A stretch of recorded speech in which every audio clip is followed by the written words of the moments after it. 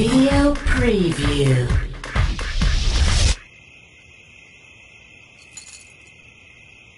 Together.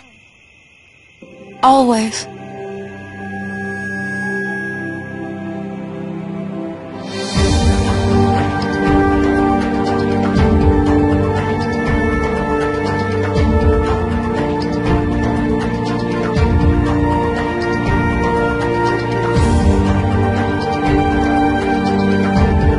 While there's still no word on the state of Kingdom Hearts 3, Kingdom Hearts Birth by Sleep for the PSP tells the story of 3 new characters, and is set 10 years before the events of the original Kingdom Hearts.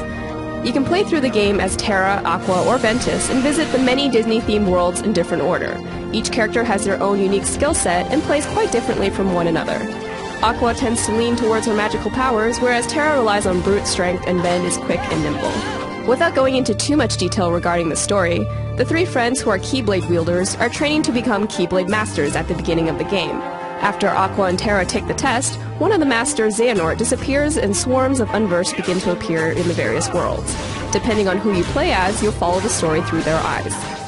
Like the previous games, Birth by Sleep is action-based, and you attack with the X button and dodge and jump with the square and circle buttons respectively.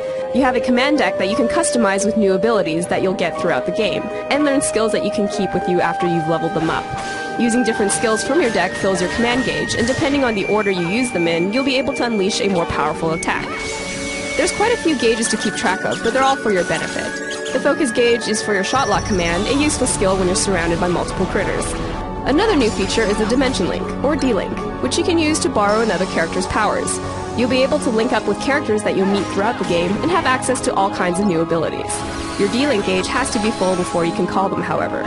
Traveling between worlds is easy, and there's no gummy ship minigame in between. From here you can visit the Mirage Arena, where you can play with friends via ad hoc mode.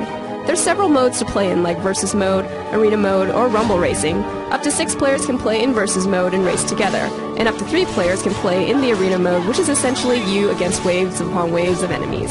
There's other side stuff to do as well, like a command board which lets you play against friends or on your own.